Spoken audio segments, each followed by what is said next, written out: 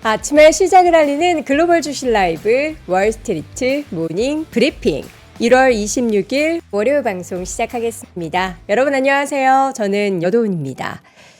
날씨가 여전히 춥습니다. 오늘도 영하 거의 10도 안팎의 날씨가 이어지는데 그래도 이번 주에는 조금씩 회복이 된다라고 하죠. 근데 뭐 날씨 추운 것도 날씨 추운 건데 이거 보세요. 저의 목소리가 추우면은 다들 감기 걸리시죠? 저도 최대한 조심한다라고 하는데 이 찬 공기를 맞기에는 참 쉽지 않은 것 같습니다. 무엇보다 제일 중요한 거는 몸 건강, 정신 건강이니까 여러분들의 건강 잘 챙기시고 포트폴리오 건강은 세 번째긴 한데 우리의 이제 포트폴리오가 안 좋으면 내 몸 건강과 정신 건강을 조금은 해치곤 하죠.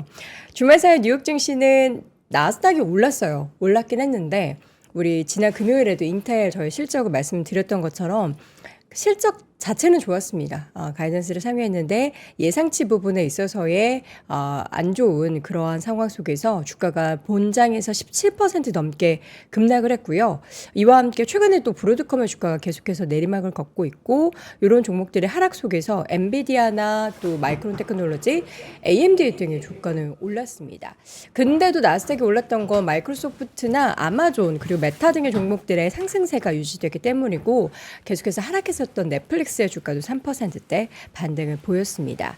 자, 주말 사이에는 다행히도 지정학적 불확실성 관련한 내용들은 없었습니다만 그래도 여전히 이제 끝날 때까지 끝난 게 아닌 거라는 그런 생각이 들어서 혹시라도 우려감을 한쪽에는 좀 이렇게 가지고 가도록 하겠고요. 또 이번 주에는 FMC도 있고 주요 빅테크들의 실적 발표 스케줄도 있기 때문에 어찌 보면 굉장히 또 중요한 시장의 방향성을 가를 수 있을 만한 뉴스를 통해서 저희가 좀 긴장의 끈은 놓치지 않아야겠습니다. 관련한 시장 이야기 먼저 월간 뉴스레터 통해서 지난 주말에 있었던 내용들 글로벌 시황맨 박명성님과 함께 체크해 보도록 하겠고요. 이어지는 글로벌 인터뷰 오늘은 하나증권 리서치센터 글로벌 투자 분석실의 이재만 실장과 함께 할 텐데 역시나 오늘 주요한 이벤트들을 앞두고 이번 주 시장은 어떻게 또 전략을 짜봐야 하는지 빨간펜 선생님 모시고 시장 한번 체크포인트 확인해 보도록 하겠습니다. 자, 그럼 먼저 글로벌 시황맨 박명성님 함께 할게요. 어서 오세요. 네, 안녕하세요. 네, 반갑습니다. 반갑습니다. 저희 오늘도 약간 팀복 느낌으로 저는 네이비 색깔, 명성님은 블랙 색깔. 네. 따뜻하죠? 이거 뭔가 그래서?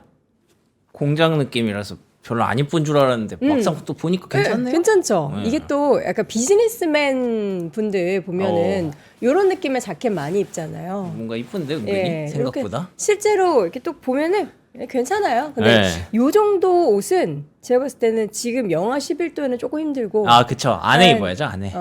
요거 입고서 또 겉에다가 살짝 코트를 걸쳐주시면 좋겠습니다. 자, 잠시 후에 저희가 또 자세한 상품 스펙 알려드리도록 하겠고요. 주말 사이 시장이 조금 혼조를 보였어요. 네, 그렇습니다. 3대 지수가 혼조세로 마감을 했는데요. 나스닥과 S&P 500은 올랐고 다우와 러셀 2000은 하락으로 마감을 했습니다. 이거 화면이 제 거 맞죠? 네, 지금 화면이 좀 확대돼서 나가나 보네요. 조금 축소 한번 해볼게요. 우리 네. 크게 보고 싶은 마음은 알겠는데 네네. 좀 이따가 조율 한번 해보겠습니다. 네. 뭐 여러 가지 일들이 있었고요. 말씀해 주신 대로 이번 주가 굉장히 이슈가 많아요. 네. FOMC도 있고 특히 빅테크 실적 발표가 본격적으로 진행되는 그런 주간이다 보니까 지난주에도 뭐 이런저런 얘기가 많았잖아요. 그걸 금요일에 그냥 좀 마무리하는 그런 분위기였고요.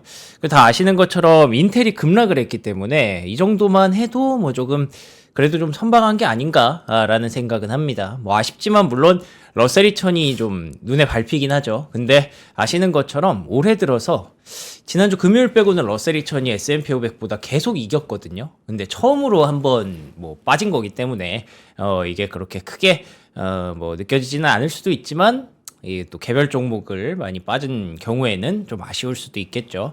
그래도 어쨌든 지난주에 어떤 소동들을 마무리하는 금요일이었다라고 보시면 될 것 같고요. 여기 보시는 것처럼 인텔이 17% 급락을 했습니다. 인텔 급락.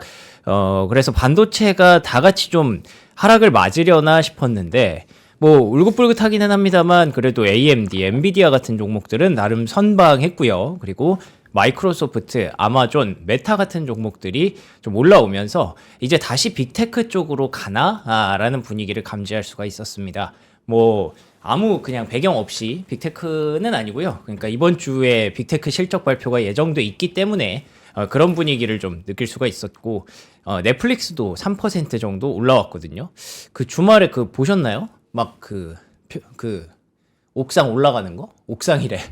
어디 101층짜리 타이베이 101층. 아, 봤어요. 그 사진으로만 봤어요. 아, 네. 네. 그거 진짜 무시무시하던데. 어. 그거 진짜 로프도 없이 하더라고요. 근데 전 사진으로 봐서 네. 그래서 이제 그 영향이 좀 있었던 거예요? 아, 그런 거를 라이브 할 정도로 넷플릭스의 어떤 그 라이브에 대한 강화 그래 이런 저는 것들을 좀 주말에 엿볼 수가 넷플릭스 있었던 거죠. 그 있잖아요. 이 사랑도 통역이 아, 되나요? 네네네. 그거 보고서 이제 또 마지막 회 보고 울고 아, 그래요? 울음이 또 끝쳐질 쯤 해가지고 또 요새 또 그 핫한 그 있잖아요. 솔로지오. 아, 솔로지요. 또 시작이 돼가지고 넷플릭스랑 사셨군요, 네. 그냥. 그냥 넷플릭스에 함께 했습니다. 주가도 오르고 해서요. 네, 그러니까요. 네. 금요일에도 올랐고 이런 것들이 계속 시장에 언급이 되면은 넷플릭스가 이제 다시 뭐 부진을 딛고 좀 올라올 땐가 싶기도 하더라고요. 그래서 잠깐 간단히 언급을 드렸고요. 네. 중소형주는 변동성이 좀 확대되는 모습이 확실히 좀 드러납니다. 빨간불이 빨개요. 정말 많죠. 근데 저는 그래도 조금 흥미롭다고 느낀 건 어플라이드 디지털 같은 이제 네오클라우드 종목으로 성장할 수 있는 종목들, GPU를 많이 확보하고 있는 종목들, 실적이 나왔었던 기억이 나죠. 그리고 또 플래닛랩스, 이런 그 우주항공 관련주들 여전히 살아있고요. 헤클라 마이닝, 그러니까 금광 관련주 여전히 좀 살아있다는 점에서 시장이 정책적인 모멘텀을 받고 있는 종목들에 대해서는 그래도 초록불이 좀 들어왔거든요. 그렇기 때문에 중소형주 변동성이 이렇게 확대되는 구간에서도 살아남은 종목은 또 살아남았구나. 그래서 러셀 2000이 좋다 하지만 결국에는 그 안에서도 좀 선별적으로 투자를 해야 되는구나라고 여러분들이 이해를 하시면 좋을 것 같습니다. 자, 그리고 금리 한번 보겠습니다. 0.28%가량 하락을 했고요. 차기 연준의장에 대해서 또 다른 이제 새로운 블랙록의 링리더라는 사람이 떠오르고 있어요. 링리더? 예, 그러면서 또 조정이 좀 하락이 좀 나왔는데 이번 주에 FOMC 예정돼 있고 또 파월 의장이 어떤 얘기를 할지 요즘 안 그래도 이제 정부랑 조금 맞서려고 하는 파월 의장인데 과연 이번 주에 어떤 얘기를 해서 금리 시장이 어떻게 움직일지 일단 방향성을 좀 봐야 될 것 같고요. 그리고 달러 같은 경우에는 저는 요거의 급락을 보면서 그 생각을 좀 했습니다. 현금의 가치 자체가 확실히 요즘은 뭐 달러화든 뭐 원화든 엔화든 계속 좀 변동성이 크잖아요. 이 얘기가 네. 우리나라만 통하는 게 아니고 다 그런가 보네요. 맞아요. 달러화만 뭐 좋은 것도 아니고 네네. 뭐 그냥 전체적으로 화폐 가치 자체가 지금 계속 떨어지는 그런 구조라고 봐야 될 것 같아요. 네. 뭐 물론 계속 등락은 좀 있겠지만 현금의 가치 자체를 다시 생각하게 하는 그런 시나리오들이 많이 좀 나오고 있습니다. 반면에 가격 붙어 있는 이런 반짝이는 금은 5,000달러 돌파 초읽기까지 들어갔죠. 4,979달러까지 올랐고요. 은 가격 역시 100달러 돌파에 성공했습니다. 드디어. 그래서 사실 이거는 라운드 피규어라고 해서 코스피가 5,000 간 것처럼 이제 금 가격에 5,000달러, 은 가격에 100달러 뭐 이 정도는 일단 좀 찍고 가는 거죠. 그리고 은이 뭐 오늘 조정을 받으면 금이 또 가겠죠. 그래서 금은 가격의 랠리는 지속되고 있다라고 보시면 될 것 같고요. 네. 국제유가가 좀 올라왔습니다. 지정학적 불확실성이 주말 사이에도 계속 불거졌어요. 이란과 관련한 이슈가 다시 확대되면서 유가가 60달러 위로 올라오고 나서는 생각보다 쉽게 떨어지지 않네요. 트럼프발 지정학적 불확실성 요거는 계속 지속되고 있다고 보시면 될 것 같고요. 잠시 후에 이슈 전해드리도록 하겠습니다. 네. 그리고 천연가스 최악의 한파로 인해서 급등. 4.5% 급등했습니다. 우리나라만 추운 게 아니라 뭐 미국에는 그 폭풍 때문에 지금 난리래요. 막 진짜 비상사태까지 선언할 정도로 난리가 나가지고 저도 뭐 집에 거의 지금 가스보일러 거의 24시간 풀가동 중이거든요. 그럴 때는 네. 이런 패딩 하나 입고 있으면 괜찮죠. 그쵸. 근데 약간 그 뭐죠? 그 터지는 거, 수도관 터지고 뭐 이런 일들이 많이 생기죠. 또 추우면. 그렇다고 하더라고요. 네, 그래서 저는 집에서 그냥 집에 있을 때만이라도 좀 네. 따뜻하게 있으려고 24시간 돌리고 있는데 네. 미국에서 좀 난리가 났다고 해서 그래서 천연가스 가격도 계속 지금 랠리를 이어가고 있는 흐름입니다. 네. 자, 그럼 이슈를 한번 보겠습니다. 다보스 포럼이 이제 종료가 됐고요. 그 안에서 이제 트럼프 대통령의 소식들을 한번 정리를 해볼까요? 아, 좋습니다. 그래서 이게 다보스라고 쓰고 그 트럼프 대통령발 지정학적 불확실성 이슈들을 주말 사이에 있었던 이슈들을 묶은 겁니다. 네. 그래서 뭐 AI를 궁금해했던 다보스인데 사실은 알고 보니 그린란드 얘기밖에 없었더라. 그만큼 지난주는 그린란드 얘기가 시장을 거의 뒤덮었죠. 실적 시즌이 본격적으로 스타트했음에도 불구하고 실적은 별로 관심이 없고 다들 그린란드 얘기에만 귀를 쫑긋하는 그런 모습이었는데 주말 사이에도 또 나왔던 얘기가 이제 그린란드의 미군 기지에 대한 주권을 확보할 것이다. 사실 주권과 관련해서는 건드리지 않기로 합의했다라는 내용들이 있었는데 트럼프 대통령 생각은 그게 아닌가 봐요. 요 미군 기지 있는 지역만큼은 주권을 되찾아오고 싶다라고 표현을 합니다. 뭐 되찾아오는 건지 뭔지는 뭐 본인 표현에 따라서 그런 거니까 뭐 그렇게 표현을 드렸고요. 어쨌든 이런 그 야욕을 계속 드러내고 있다는 점에서 여전히 지정학적 불확실성은 상존한다라고 보셔야 될 것 같고 뭐 일각에서는 그린란드를 가져가서 데이터 센터를 지을 수도 있다라는 얘기까지 나오고 있어요. 데이터 센터가 사실 뭐 언제 어떻게 짓느냐, 어떤 속도로 짓느냐도 문제지만 사실은 어디다가 짓느냐도 굉장히 큰 문제거든요. 그러니까 이제 뭐 바다에 띄운다, 뭐 우주에다 쏜다, 뭐 이런 얘기를 하잖아요. 근데 그린란드가 아무래도 인구 밀도 대비 땅이 넓으니까 거기다가 데이터 센터 지으면 어떨까, 뭐 이런 아이디어도 좀 나오고 있다고 해서 네. 뭐 계속 그린란드에 대한 가치는 앞으로도 계속 강조가 되지 않을까라는 생각이 좀 듭니다. 유가를 올렸던 건 지정학적 불확실성이었습니다. 트럼프 대통령이 이란을 겨냥해서 대규모 함대가 이란 쪽으로 향하고 있다라는 얘기를 또 했거든요. 그러니까 이게 뭐 진위 여부는 정확하게 모르겠어요. 얼마나 대규모 함대인지 진짜 이란을 감싸서 어떻게 하려는 건지 그건 알 수 없지만 지금 그때 이란에 대한 뭐 그 폭격을 하려다가 직전에 안 했다고 하죠. 그 배경이 이란에서 뭐 이제 뭐 사형이라든지 뭐 이런 것들을 그만하려고 한다라고 해서 거기서 이제 미국도 안 하는 걸로 폭격을 안 하는 걸로 트럼프 대통령이 발표했습니다만 또 이번에는 알고 보니까 그걸 또 다시 움직이려고 하네. 뭐 사람들이 너무 많이 죽네. 그럼 가만히 있으면 안 되겠어라고 하면서 또 이란을 또 이렇게 위협을 한 거죠. 뭐 들리는 소식에 따르면 이란이 정말 뭐 힘든 상황이라고 끔찍한 상황이라고들 얘기들을 많이 하더라고요. 그래서 이런 이슈가 또 불거지면서 또 한 번 유가를 또 건드리는 그런 흐름이 나왔습니다. 네. 그래서 제가 봤을 때는 이런 지정학적 불확실성은 계속 상존한다고 보시는 게 맞을 것 같아요. 이거는 해소되지 않을 것 같습니다. 당분간 최소한 당분간만큼은 그래서 계속 보셔야 될 것 같고요. 그리고 쿠바 얘기가 좀 있었는데 쿠바의 석유 무역을 차단하기 위해서 요거를 좀 그 해상 무역을 차단한다라는 얘기가 또 불거졌습니다. 그린란드, 이란, 뭐 우크라이나 등등 베네수엘라까지 하고 나서 이제 다음은 어딜까? 뭐 쿠바 얘기가 나왔었는데 실제로 이제 쿠바에 대해서 검토를 하고 있다고 하는 걸 보면 미국은 뭐 계속 무언가를 할 것 같습니다. 그래서 제가 앞서 말씀드렸지만 지정학적 불확실성은 상존한다라는 거고요. 그런데다가 또 캐나다까지 건드렸어요.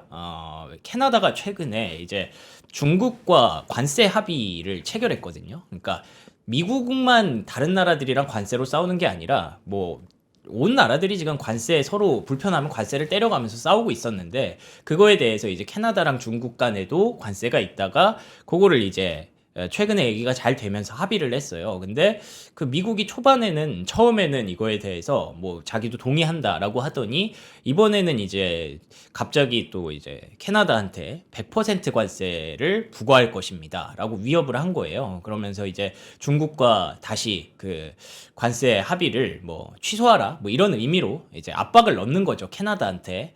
그러니까 뭐 굉장히 많은 나라들에게 미국이 이런 얘기를 하고 있는데 거기다가 또 우크라이나 재건 얘기도 나왔었던 게 유럽과 우크라이나 재건을 위한 8천억 달러 규모의 민관 협력 기금을 조성하는 걸 검토 중이다라는 보도가 나왔거든요. 그래서 우크라이나 재건은 이번에 좀 다른가 싶었는데 아쉽지만 또 이제 두 나라 간에 이런 그 습격, 폭격 같은 것들이 또 일어나면서 밤 사이에 일어나면서 또 결렬이 됐다고 합니다. 1월 25일. 그러니까 그냥 계속 뭐 우리는 잘 못 보지만 전 세계는 지금 계속 싸우고 있고요. 계속 그 크고 작은 전쟁들과 다툼들이 일어나고 있고 그게 이런 무력적으로든 관세상으로든 계속 일어나고 있고 그 안에서 미국이 계속 뭔가를 좌지우지하려는 그런 움직임을 주말 사이에도 좀 보였다라고 보시면 되고요. 만약에 이런 모든 것들을 막 이렇게 설명하기 귀찮고 그냥 그 간단하게 왜 이러는 거냐라고 따져본다면 확실히 중요한 건 에너지 통제력이라고 봐야 될 것 같습니다. 미국이라는 나라가 그 에너지 통제력에 있어서 중국과 러시아가 만약에 손을 잡을 경우에 거의 이게 100조 달러 정도 되잖아요. 미국은 50조 달러가 안 되거든요. 그렇기 때문에 캐나다가 만약에 어디로 가느냐, 뭐 그린란드가 이쪽에 붙는다, 혹은 베네수엘라가 이쪽에 원조를 한다, 이란이 이쪽에 원조를 한다, 이러면은 계속 불안해지는 거예요. 근데 호주 같은 경우에는 미국이 뭐 우방으로서 잘 정리를 하고 있지만 다른 나라들은 또 언제 어떻게 될지 모르기 때문에 사전에 그런 것들을 좀 차단해서 본인들이 에너지 통제력을 갖고 가고 싶어 한다라는 거죠. 그렇기 때문에 그래서 캐나다를 좀 그렇게 미리 좀 얘기를 하는 거고, 그래서 지금 이란에게도 계속 그런 위협의 시그널을 보내는 거고, 베네수엘라 정리했고, 뭐 여기 쿠바도 정리하고, 뭐 그러려고 하는 거라서 결론적으로는 뭐 방산도 중요하지만 저는 에너지가 훨씬 더 중요하다고 생각을 합니다. 그래서 이렇게 얘기가 길어졌는데 어쨌든 그 주말 사이에 나왔던 그 결정적인 얘기 중에 하나는 USA 레어어스라고 MP 머티리얼즈 말고 또 미국의 히토류 재련하고 광산 채굴하고 그런 기업이 있는데 거기에 대해서 실제로 16억 달러를 직접 또 정부가 투자를 한다고 합니다. 그래서 히토류를 확보하기 위한 미국 정부의 움직임은 조금 더 표면적으로 더 가시화가 됐다라고 보시면 될 것 같고요. 그래서 그런지 광물 관련주들의 강세가 계속해서 이어졌습니다. 엘버말 최근에 국내에서 2차 전지주 움직이면서 다시 엘버말의 주가가 이렇게 올랐어 놀라시는 분들이 많은데 뭐 저희 거 계속 보신 분들은 엘버말 오르는 거 다 알고 계셨을 거예요. 근데 거기다가 0.6% 추가 상승이 있었고요. 카메코 모든 원전주가 다 오른 건 아닌데 요거는 이제 우라늄을 갖고 있는 그런 기업이죠. 그렇기 때문에 카메코의 주가는 또 올라왔다. 이렇게 보시면 될 것 같아서 결국 미국의 이런 그 지정학적 불확실성과 이런 소요 사태들은 광물과 에너지 이걸 획득하기 위한 그런 싸움이다. 이렇게 보시면 될 것 같습니다. 네, 경제 지표 한번 보도록 하겠습니다. 네. 미시간대 소비자 심리 지수가 반등을 꽤 많이 했어요. 네. 지금 채팅창에서 USA 레어스가 기업 이름이 아니고 히토류 영어라고 하시는데 기업 이름 맞습니다. 히토류가 영어로 레어스가 맞기는 한데 USA 레어스라는 실제 티커 USAR이라는 기업이 또 있어요. 기업 이름이 히토류예요? USA R이라고 본인들이 쳐보시면 하는 됩니다. 그 회사 이름이 히토류다. USA 레어스가 오케이. 이 알겠습니다. 회사 이름이에요. 자, 심리 지수가 얼마나 많이 반등한 거죠? 네, 1월 미시간대 소비자 심리 지수, 그러니까 경제 지표도 발표가 됐거든요. 여기 미시간대 소비자 심리 지수가 56.4로 예상치보다 조금 높았어요. 그리고 기대 인플레이션이 떨어졌습니다. 물가에 대한 전망이 좀 떨어졌다고 보시면 되는 건데 물가는 내려가고 소비 심리는 올라왔으니까 시장에 대해서 좀 긍정적인 그런 모습들을 또 엿볼 수 있었죠. 근데 1년 전 그 관세 전쟁이 이루어지지 않았던 1년 전에 71.7에 비하면 여전히 좀 낮은 수준이다라는 점에서 여전히 시장은 또 그런데다가 또 최근에 관세 리스크가 더 강화되고 있잖아요. 뭐 캐나다 100% 관세까지 나올 정도로 그렇기 때문에 1년 전에 비하면 아직까지 좀 낮은 수준이다. 이렇게 보시면 됩니다. 그래도 기대 인플레이션이 계속 떨어지고 있기 때문에 인플레이션과 관련된 불안감은 그래도 많이 좀 완화가 되고 있어요. 그래서 물가에 대해서는 뭐 정부가 계속 얘기하죠. 미국 정부가 인플레이션 그렇게 위험한 수준 아니다. 계속 내려간다. 그러니까 금리 내려라라고 하고 있지만 그럼에도 불구하고 좀 고민되는 부분이 없지 않은 그런 구간을 지나가고 있기 때문에 그래서 결론적으로 이번 주는 FOMC 동결이 거의 확실시되고 있습니다. 1월 28일에 FOMC가 있습니다만 사실 중요한 건 금리를 동결하냐 인하하냐 그게 아니라 과연 파월 의장이 지금 어떤 그 연준의 독립성과 관련해서 어떤 얘기를 하게 될 것인가 그게 조금 더 궁금한 상황이죠. 근데 뱅크 오브 아메리카에서는 이렇게 얘기를 합니다. 1월 FOMC는 화면을 띄워주시면요. 네. 1월 FOMC는 조용할 것 같다 라고 얘기를 합니다. 큰 이변은 없을 것 같다 라는 얘기를 하는데 12월 실업률 하락과 견조한 경제활동, 중립금리 간의 연관성에 대한 그의 발언에 주목할 것으로 보이고 파월 의장 발언을 여러분들이 잘 보시면 될 것 같아요. 그래서 지금은 아무래도 트럼프 대통령이 무슨 얘기를 하느냐, 무슨 리액션을 하느냐 이런 것들이 더 궁금하기 때문에 FOMC는 크게 이번 주는 조금 중요한 이슈는 안 될 것 같습니다. 네. 근데 요거 차트 다시 한번 보시면요, 여기 보시면 링 리더라는 사람 아까 제가 말씀드렸잖아요. 블랙락? 이 사람이 이제 갑자기 이제 가능성이 확 올라왔습니다. 케빈 워시가 거의 확정적이라고 생각했는데 링 리더라는 사람이 이제 블랙록의 임원진이고요. 채권 쪽이라면서요? 네, 들리는 얘기에 따르면 그 트럼프 대통령이 그래도 연준에 뭔가 좀 연이 있는 사람을 좋아한다라는 얘기가 있어요. 근데 이 사람이 과거에 또 연준에서 뭐 일을 했었나 그런 게 있나 보더라고요. 그런데다가 좀 더 뭐 신뢰도도 있다고 하고 뭐 이래저래 트럼프 대통령이 이 사람을 갑자기 또 밀기 시작했어요.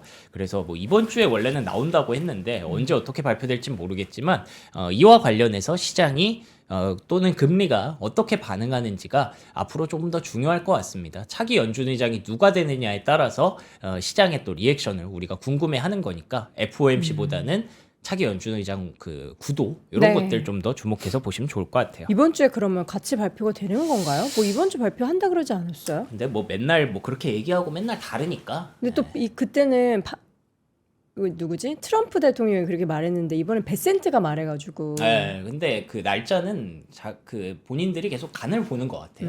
예, 시장의 어떤 분위기와 금리의 어떤 흐름과 이런 거에 따라서 간을 보면서 약간 그런 건가? 이번에 FOMC에서 만약에 파월 의장이 그렇죠. 네. 좀 안 좋게 해석할 만한 내용들을 확 발표해서 시장에 충격을 빠뜨리면 베센트 짠 나타나가지고 그렇죠, 그렇죠. 여러분 이 사람이 의장 할 건데 네. 걱정하지 마세요. 약간 이런 느낌으로 그러면서 가려나? 이제 또 파월에 탓을 하겠죠. 어. 네, 뭐 그런 시나리오를 좀 생각하고 있는 것 같습니다. 자, 그리고 기관 투자자들의 현금 비중이 역대 최저다. 다 주식 갖고 있다는 거예요? 네, 그만큼 지금 아까 제가 말씀드린 것처럼 현금, 캐시 이즈 트래시라는 말이 있죠. 예. 캐시 이즈 트래시. 예, 현금 비중이 그만큼 낮고 현금의 가치가 점점 떨어지는 그런 구조적으로 불가피한 그런 현상이 계속 발생하고 있는 걸 기관 투자자들은 너무 잘 알고 있는 거죠.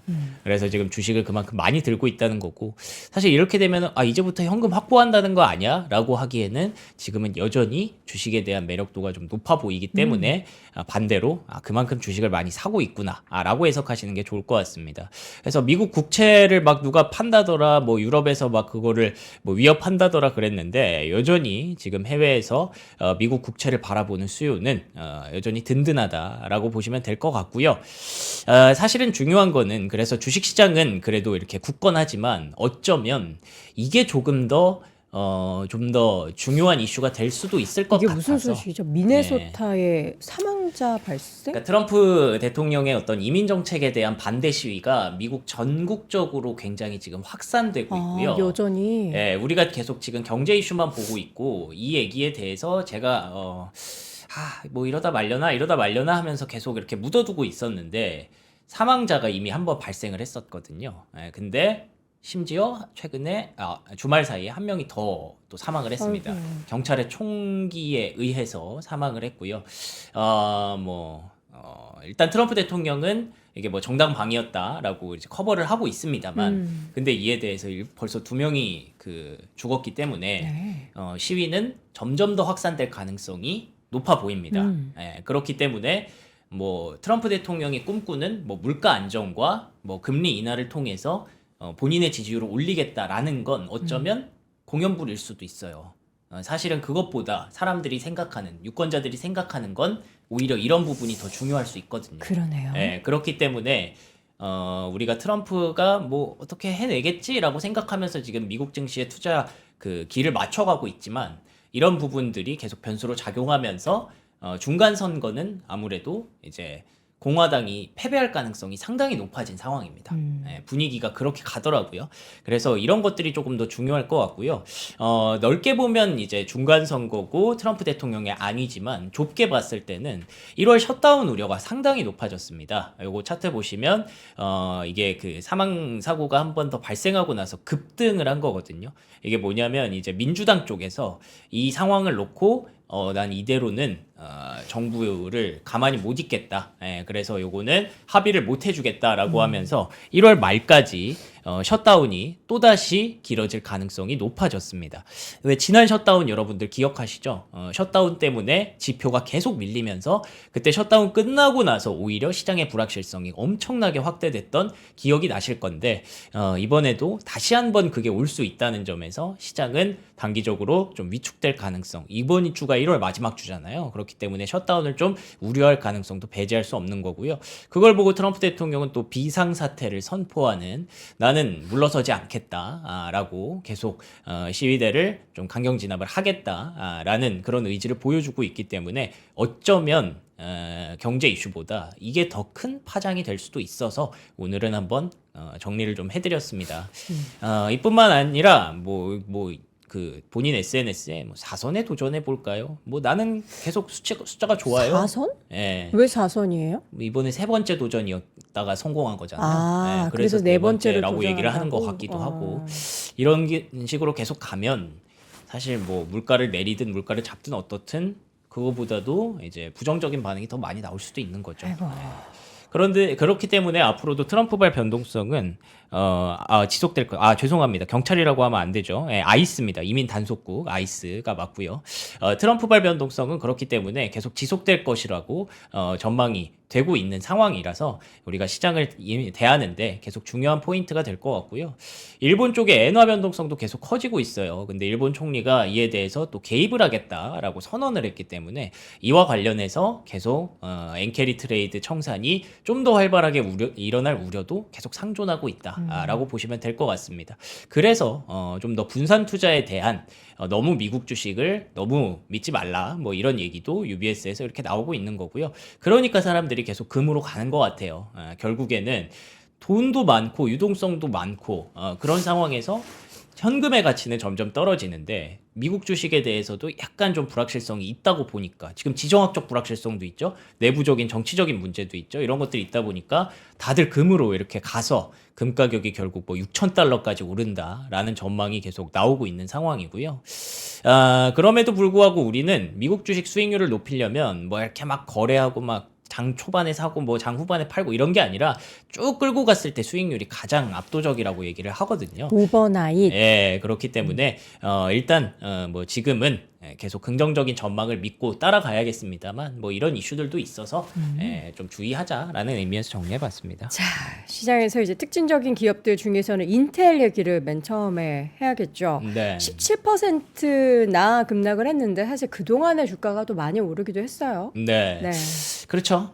인텔이 여기 보이시는 것처럼 가이던스 실망감으로 인해서 주가가 폭락을 했습니다. 뭐 조금 아쉽죠. 그러니까 금요일 이슈가 뭐 이런저런 이슈들이 있었는데 그 중에서 주식 시장을 딱 놓고 봤을 때 제일 큰 이슈는 요거였기 때문에 아쉽지만 특징주 중에서는 좀 하락한 이슈를 좀 가져올 수밖에 없었습니다. 시장에서는 이렇게 표현을 합니다. 바이브와 트윗이 끌어올린 주가였다. 그러니까 분위기랑 그 이슈들이 끌어올린 주가였기 때문에 어떻게 보면 이게 이제부터 시험에 드는 거다. 정확한 팩트 체크가 들어간 거다. 실적 시즌이라서 라고 얘기를 하고 있어서 뭐 우리가 좀 어느 정도 알고 있었잖아요. 트럼프가 엄청 밀어서 인텔이 올라간 거지 막 실적이 막 극적으로 개선된 건 아니었기 때문에 그래서 이제 좀 진짜만 살아남는다는 점에서 TSMC 실적도 좋았고, 만약에 인텔 파운드리가 뭐 그렇게까지 우리의 기대감을 넘지 못한다면 여전히 TSMC의 가치는 또 부각이 되겠죠. 그러면서 올라갔고요. 마이크론 테크놀로지 뭐 의심에 있어서 실적에 있어서 의심의 여지가 없는 기업이기 때문에 여전히 강세를 이어갔습니다. 물론 장중 변동성은 좀 있었어요. 그러면서 샌디스크라든지 글로벌 파운드리처럼 일부 차익 실현 움직임도 은근히 전망이 나오고 있습니다. 그래서 마이크론은 올랐지만 샌디스크는 빠졌다는 점에서 일단 샌디스크가 너무 많이 올라서 공매도도 많이 쌓였대요. 그래서 만약에 그거를 또 이겨내고 올라가면 더 크게 올라갈 수도 있겠지만 이제는 조금 많이 올랐다라는 움직임도 메모리 쪽에서 나타나는 상황입니다. 인텔 CEO가 여러 가지 얘기들을 했는데요. 실망스럽긴 하지만 올해에는 그래도 조금씩 수익성이 개선될 것으로 기대한다 라는 전망을 내놓으면서 UBS에서는 파운드리에 대해서 너무 일찍 실망할 필요 없다. 이 14A 생산 공정에서 엔비디아, 애플, 아마존 또는 고급 소비자 브랜드와 계약을 체결할 가능성이 여전히 남아있기 때문에 인텔 파운드리 뭐 이번에 주가 급락했다고 끝난 거 절대 아니니까 앞으로도 좀 긍정적인 면을 보자라는 전망이 나오기도 했거든요. 그런데다가 제가 좀 주목을 했던 건 이겁니다. 서버 CPU에 대한 수요를 계속 기대한다. 왜 AI 서버라는 게 GPU가 중심이 되다 보니까 엔비디아가 그 GPU를 다 전 세계 데이터 센터에 깔려고 노력을 했고 그러다 보니까 이제 AMD 같은 기업들도 CPU보다 GPU를 많이 따라갔잖아요. 근데 서버를 만들려고 하다 보니까 결국 메모리 칩도 필요하네. 그러면서 메모리가 쇼티지가 났고 알고 보니 CPU도 그래도 나름 역할이 있네 하면서 CPU 쪽에서도 지금 제2의 메모리 칩과 같은 그런 품귀 현상이 나타날 가능성을 계속 얘기를 하고 있더라고요. 그래서 뭐 인텔이 조금 무너지긴 했지만 최근에 AMD 주가 급등을 한 거 보면 은근히 많이 올라온 거 보면 메모리 다음은 CPU일 수 있다라는 전망들이 일각에서 계속 제기가 되고 있습니다. 그래서 어쩌면 인텔뿐만 아니라 인텔과 AMD의 주가가 당분간 물론 모르겠어요. 메모리만큼 급등을 할까? 그건 솔직히 상상하기 어렵다라고 봅니다만, 그래도 CPU에 대한 쇼티지 우려가 계속 불거진다면, 조만간 또 따라갈 수 있는 그런 흐름도 나올 수 있을 것 같아서, 이런 것도 여러분들 한번 참고해 보시면 좋을 것 같고요. 그리고 어쨌든 인텔이 캐펙스 확대를 한다고 했으니까, 장비주에 대해서는 직접적으로 수혜가 되겠죠. 그래서, 제가 인상적으로 봤던 거는, CPU에 대한 쇼티지 가능성, 이게 가장 좀 인상적이어서, 인텔의 주가는 뭐, 단기간의 급락이 어쩌면 또 기회가 될 수도 있겠구나 싶었고 그 다음에 장비주에 대한 수혜도 기대를 해볼 수 있을 것 같습니다. 네. 다시 네. 말씀하시죠. 그리고 두 번째로는 이번 주가 그리고 빅테크의 시간이 될 것 같습니다. 주가 금요일에도 많이 올랐어요. 네, 그렇습니다. 그런데다가 이번 주 정말 뜨겁거든요. 와, 너무 많은데. 정말 많아요. 여기 뭐 네모 쳐놓은 거 쭉 보시면은 얘가 왜 네모를 쳐놨구나 하실 겁니다. 뭐 RTX, 노스롭 그루만 이런 방산주 최근에 이슈죠. 보잉도 그렇고요. 아메리칸 항공도 있고 유나이티드일 수도 있고요. 시게이트 그리고 아까 얘기했던 그 샌디스크 이런 메모리 반도체 기업들도 실적 발표하고요. 마이크로소프트, 메타, 애플 뭐 다 나옵니다. 테슬라까지 나오기 때문에 암패널 코닝도 이제 광섬유 관련해서 이제 데이터 센터 향으로 중요한 기업들이라서 이번 주 아주 뜨거운데 그럼에도 불구하고 M7이 제일 중요하겠죠. 근데 실적 전망치는 테슬라 빼면 큰 걱정은 없다라는 게 중론이기는 합니다. 테슬라는 아시는 것처럼 지금 당장 전기차를 막 많이 팔고 있는 게 아니기 때문에 유럽 상황이 어지러워서 유럽에서 또 전기차 많이 안 팔리기 때문에 그래서 실적이 조금 불확실성이 있다라고 보는 건데 다른 기업들은 뭐 크게 없죠. 그래서 다른 기업들에 대해서 굳이 궁금하다면 AI 투자를 계속 할 수 있느냐? 이게 아마도 이번 주에 가장 중요한 이슈가 될 것으로 예상이 되고 있고요. 개인 투자자들은 그럼에도 불구하고 엔비디아와 테슬라를 계속 매수를 하고 있는 게 엔비디아가 확인이 되고 제일 있습니다. 압도적이네요. 맞습니다. 엔비디아가 제일 높고요. 엔비디아가 계속 안 움직이고 있으니까 언젠간 가겠지 하면서 계속 매수를 하는 거죠. 그리고 테슬라도 있고 그리고 여기 애플이 확실히 많이 빠지고 있죠. 애플 팔아서 엔비디아 테슬라 사고 있는 거예요. 뭐 팔란티어도 여기 들어가 있고요. 뭐 그런 상황인데 개인 투자자들의 그 선택이 맞았을지 테슬라 실적 발표를 통해서 한번 확인해 보면 좋을 것 같고 엔비디아 같은 경우에는 중국 당국에서 테크 기업들한테 H200 주문 준비해라 라고 얘기를 또 해줬대요. 그러면서 엔비디아 주가가 또 올라가는 결국에 중국도 H200을 쓸 수밖에 없다라는 전망이 맞기 때문에 개인 투자자들의 선택지가 맞는 것으로 일단 확인이 계속 되고 있는 거고요.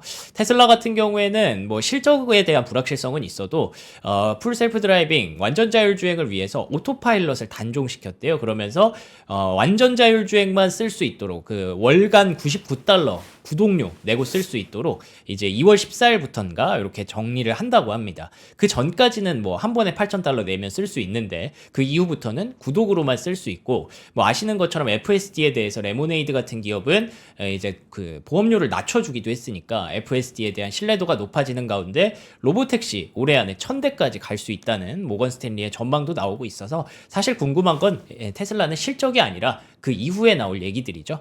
이런 것들 보시면 될 것 같고 머스크가 또 이런 얘기도 했대요. 머지않아 로봇의 세상이 올 것이다. 뭐 로봇 택시뿐만 아니라 로봇의 세상이 올 것이라고 하니 이런 것들 오늘 모장에 또 쓸모 있으면 또 쓰시면 좋을 것 같고요. 네. 그리고 또 아마존 같은 경우가 빅테크 중에서 요즘 감원을 계속하고 있어요. 아마존은 계속 감원하네요. 그래도 되죠. 왜냐하면 아마존은 센터가 엄청 물류가 자동화가 많이 되어 있기 때문에 그쵸. 그래서 지금 감원을 계속 하고 있는데 뭐 슬픈 이야기지만 그렇지만 이런 움직임이 지속되고 있어서 비용적으로 많이 좀 개선이 되고 있을 것 같다라는 전망으로 주가가 또 올라가고 있는 거고요. 자 그리고 마지막으로 요거까지만 볼게요. 저렇게 미국 전역에 지금 겨울 폭풍이 엄청나서 이게 지금 난리가 났습니다. 뭐 1억 7천만 명 이상이 직간접 피해가 우려된다라고 할 정도로 지금 난리가 났거든요. 그래서 뭐 천연가스가 급등하기도 했고 천연가스 관련주들이 올라가기도 했는데 그러니까 이제 에너지부에서 전력망에 대해서 또 지금 비상이 걸린 거죠. 전력 때문에 이거 큰일 났다. 뭐 가스도 문제고 지금 난리다라고 하면서 전력망이 또다시 이슈가 되고 있습니다. 그런 점에서 오늘 또 투자 포인트가 될 수 있겠죠. 그런데다가 WTO에서는 올해도 AI 무역이 계속될 거라고 보니까 반도체, 뭐 전력기기, 데이터 센터 뭐 이런 거는 아마 올해도 계속 중요한 역할을 할 수 있을 것 같고요. 매출 성장도 AI와 전력 쪽에서 작년에 조금 뭐 부침을 겪었던 네비우스, 아이렌, 코어이브 같은 이런 네오클라우드 종목들이 매출 성장이 높을 것으로 예상을 한다고 하니까 이쪽은 계속 보셔도 틀리지 않을 것 같아서 간단히 정리를 해봤습니다. 이번 주가 우리나라도 미국도 빅 위크네요, 진짜. 네. 우리나라 29일에 이제 삼성전자와 SK하이닉스의 실적 발표와 콩쿠르 있을 예정이고 미국 같은 경우에는 뭐 마소나 이제 아까 보여주셨던 메타인데 저는 이번 주에 과연 마이크로소프트가 최근에 주가가 조금씩 반등을 하고 있잖아요. 네. 그래서 뭔가 이제 컨퍼런스 콜을 통해서 지금까지 숨겨왔던 무언가를 보여주기를 오. 그래서 주가에 뭔가 반전을 만들어 좀 주기를 만들어야죠. 너무 많이 빠졌어요. 바라보도록 네. 하겠습니다. 자, 따뜻한 구스다운 오늘 준비했습니다. 이거 여러분 그냥 솜털 아니고요. 구스다운이 100% 들어간 그런 자켓이에요. 그래서 아까 전에 저희가 이거 되게 얇다라고 했는데 한번 밖에 나가서 이거 테스트 해봐야 될 것 같아요. 구스다운이라서 얇지만 얼마나 따뜻한지 100%로 구스다운 준비되어 있는데 이게 가격대가요. 구스인데요. 여러분 4만 원대예요. 48,000원. 아바쿠스 경량 남성 머슬핏 패딩 자켓. 제가 남성 자켓이지만 스몰 사이즈 입어서 뭐 이렇게 크다라는 느낌 안 들고요. 머슬. 예, 머슬 아시죠? 요거 입으시면 이제 근육 없는 분들도 울퉁불퉁 근육질로 보일 수 있는 건가요? 그건 모르겠습니다. 영성님 보세요 한번. 약간 근육질로 보이는데요? 보이는 것 같다 치고 자 776g 초경량이기 때문에 일상에서 그리고 요거 이제 골프 칠 때 요거 입으시면은 나이스 샷 할 때 크게 거슬림 없어요. 약간 괜찮습니다. 자, 나 이렇게 열심히 하는데 가만히 있을 거예요? 가만히 있을 거냐고. 저를 잘 안 보여주셔서. 자, UV 차단 가능한 그런 원단이라. 좋아요. 네, 따뜻하고 심지어 지금 땀납니다. 이걸 입고 했더니. 기능성 원단이라고 하고요. 방풍, 생활 방수까지 가능하다라고 하니까요. 여러분 구스다운 100% 패딩으로 함께 하시면 좋을 것 같고 요거는 저는 이제 일상생활에도 좋지만 골프 치러 가시는 분들 겨울에 사실 저는 개인적으로 그 추운데 왜 치러 가나라는 생각이 들긴 하는데 가시는 분들 이런 패딩 하나 챙기시면 좋을 것 같고요. 두 번째 제품은 짜잔! 삼성 노트북 9 펜스 최초로 49만 원대 준비해봤습니다. 이번에 이 제품은요. 늘 말씀드리죠. 여러분 스펙 같은 경우에는 제가 아무리 뭐 영어 썰라썰라 숫자 썰라썰라 해도 여러분들이 보시면 더 잘 아실 겁니다. 코어 i5 8250U 이거 뭐죠? 좋은 거겠죠? 자 그리고 램 8기가 그리고 SSD 256기가 인텔 UHD 620 탑재되어 있고요. 360도 컨버터블 투인원 터치라고 합니다. 360도라고 하면 아마 이게 되는 거겠죠?